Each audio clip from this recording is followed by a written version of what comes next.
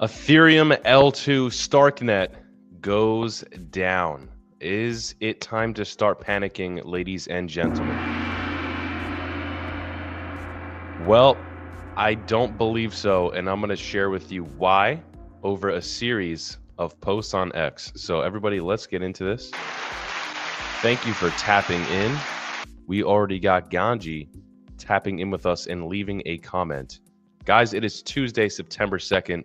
We are officially in September, right? So close to Q4.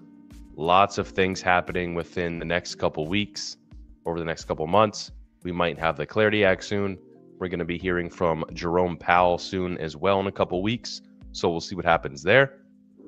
But today, guys, let's stick on this news. So Ethereum itself is fine, no downtime, but Ethereum layer 2s have these issues. Okay, Starknet, one of the leading Ethereum L2s, has been offline for over 20 minutes, and that was this morning, right? So it's a reminder that even scaling solutions built on ETH aren't immune to downtime. Coinbureau asks, will this shake confidence in L2 adoption? Yeah, I think it will. I think right now you have a lot of Wall Street guys, institutional guys, just throwing their money at this stuff because it's like pretty much FOMO at this point. And I think what you're seeing as well is a lot of people who are very smart are starting to put their toe in the ETH. So a lot of other people who are very smart, who might not even know too much about ETH, are just doing it because they know someone else is doing it. So if you don't actually know what you're buying, though, when you look at stuff like this as like an older Wall Street investor and you don't get it, this could make you think that there's something wrong with Ethereum. It could scare you. Now, this is one of the reasons why some people think that Ethereum and, some of these solutions are not it. Just not it, fam. I mean, you got issues like this. So, and look at this. Cardano, 100% uptime for 5+ years. Yeah, it's true. And that's why, solutions like Cardano people think could be a better solution. But I'm going to tell you why you shouldn't be panicking. Ethereum's fine for many reasons. Let's start here. SharpLink Gaming buys 39,000 more Ethereum, bringing their total holdings to 837,000 ETH. That's worth 3.6 billion. They're also staking it. This is where Joe Lubin went. We talked about it yesterday on the stream. Joe Lubin is a co-founder of Ethereum. He also said his price prediction for ETH, not Bitcoin, ETH is over 100K. Bitmine, Tom Lee, we all know Tom Lee at this point, right? Buys 153,000 ETH. That's 666 million last week. They now hold 8.15 billion Ethereum. It's crazy. This is breaking news. Hong Kong listed Yongfeng Financial, affiliated with Alibaba co-founder Jack Ma, has purchased 10,000 Ethereum. That's around $44 million. Let's keep it going. Publicly traded the Ether Machine has just bought another 150 ETH worth 635.8 million. Crazy, guys. Even though you have something like this going on, right now the people do not really care. Right, Gandhi? We're looking at this. The people don't care that an L1 on ETH has been down. They want the ETH. They want to accumulate the ETH, baby. I don't know what can happen right now that are going to make things seem bearish. I'm not going to let you listen to this guy's voice because I don't want to do that to you. This guy sucks. But breaking news, guys, Gavin Newsom, governor of California, is going to launch a meme coin, supposedly. He mentions Donald Trump and his meme coin in 7 seconds. Bro can't speak 7 seconds without mentioning Donald Trump's name. But yeah, so look out for that. Supposedly, California Governor Gavin Newsom is launching a meme coin. Chat, if you think it's going to be on Solana, let me know in the comments. If it is on Solana, nobody would be surprised. Not a single soul here would be surprised. So there's that news. Okay? Shout out to you, sir. Mr. Gavin Newsom for doing absolutely nothing. Yeah, guys, people are bugging about ETH. I would say don't freak out. Go watch our live here. This is us. Me live, looking at the live. That's crazy. How about that? But yeah, we're taking a look at everything that's going on. Donald Trump's entire holdings now, I believe, is actually more than 50% in crypto. It used to be close to it, 45-ish. Now it's over 50, I believe, after World Liberty Financial yesterday. Chat, if you bought any WLFI, let me know. I'm very curious to see how it does here soon, over the next couple of months, over the next year, years, whatever. We'll see. Yeah. It's like the ICO run in 2017 all over again. This time it's Gov officials making pump and dumps. Yeah, it's absolutely insane. And I feel like Gavin Newsom made that statement. He's like, oh, we're going to release one just to compete with Donald Trump. And he said, yo, well, you watch, Donald. Ours is going to do better than yours. Like, what kind of stupid game do you think this is, Gavin Newsom? You're playing with people's money. This isn't, I need to compete with Donald Trump. And if he's going to do it, then I'm going to do it. Like, no, you don't even know what you're doing, man. You can't even fix your own state. Crazy. Yeah. Government officials in some states, they're trying to pass laws to make it illegal to hold crypto on your balance sheet, even though you can still inside trade at this point in time, which makes 0 sense. But somewhere around, in some places around the country, if you're a lawmaker passing laws about crypto, they don't want you holding it.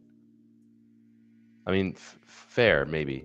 But if you're not going to do that with stocks, and that's how you guys have been operating for decades, what's the point? Like, seriously? Like, does it really matter? It's kind of stupid.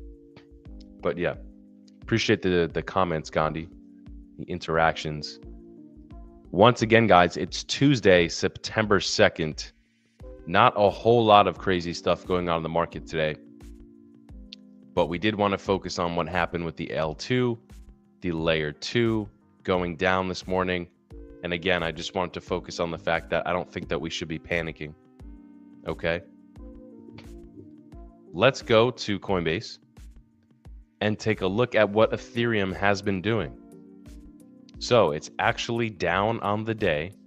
We saw a peak at basically 40, basically almost 5K last week-ish. And now we're back down to 43. So how are we doing in the last month? We're down actually now in the last month or so, guys. Actually, no, excuse me. We're down in the past week, almost 5%. In the month, though, with ETH, we're still up 24%. So let's see. Bitcoin, we're down in the month. So the momentum is swinging, guys. Eyes are on Ethereum now. Even though Bitcoin can still gear up to hit new all-time highs and do its own thing, the amount of money that's starting to rotate into ETH is growing. The amount of attention that ETH is getting is growing. And the amount of attention that Bitcoin is getting is slowing down. Regardless if it performs or not over the next couple months or so, if the attention shifts from Bitcoin to ETH, that is an indicator of alt season. Now, we've been looking at all these charts for a couple months now with you guys, making whole videos designed to this about the specific charts that tell us when it's altcoin season or not. Right now, it seems like we are very close to an altcoin season. And I don't say that lightly because I don't want to tell you guys fake news or incentivize you to go out there and buy a bunch of crypto because you don't have a lot of time left. I can't make things up. I can't predict anything, but at the end of the day, I could be honest, tell you what I'm seeing. It seems like we're real close, guys. That's my personal opinion.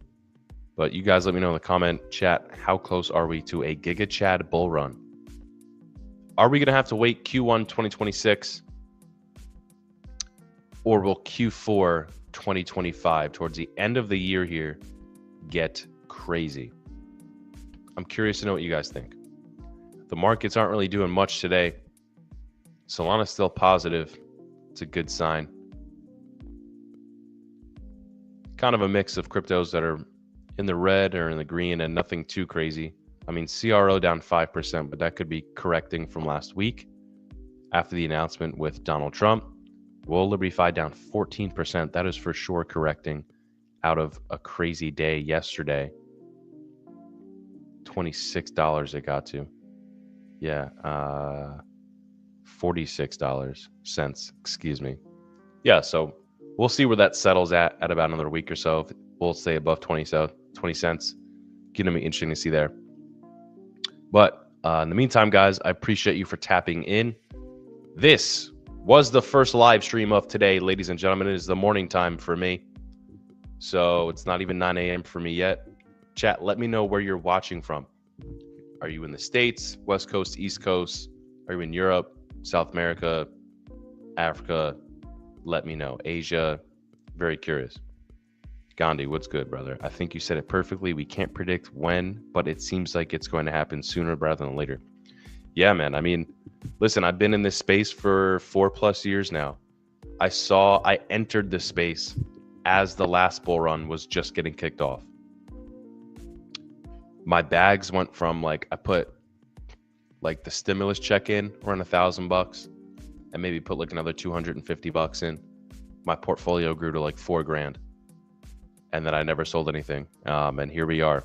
So yeah, but the reason why I say that is because basically coming full circle now, it's the Google searches are very similar to that same time period. The sentiment is very similar to that time period. The only thing that's different, the biggest difference, is it's mostly driven by institutions. The last cycle, institutions weren't even here. It's actually insane that how everything is so different in this space compared to 4 years ago. It is night and day, guys. Now the news stories I wake up and every day look for, it's about, is an institution adopting an ETH treasury strategy? 2 years ago, it's the question was, would a company ever even consider buying ETH? Now they're opening up treasury strategies for it. It's so different, guys. But zoom out, even though things are much different this cycle because of institutions, because of legislation, because of this new administration here at the White House, it doesn't mean that things are going to be completely off and we're going to have a bull run unlike any other one. I think things are going to be right on schedule still. We might just have to wait a little longer. Some situations that need to be hashed out first. We need some more clarity. We need the Clarity Act. I think we need the ridiculous sentiment that tariffs are creating to kind of die down a little bit. But, and once the investments at the United States, 17, 18 trillion plus of what President Trump has been able to do, once that starts making its way into the economy and actually start growing the GDP and all this stuff for another, maybe 6 months to a year, 18 months-ish, I don't know, maybe 2026 is the time where things start to go crazy. I don't know. I can wait a little longer if I have to, but I'm very curious to know what you guys think. Gandhi, appreciate you interacting.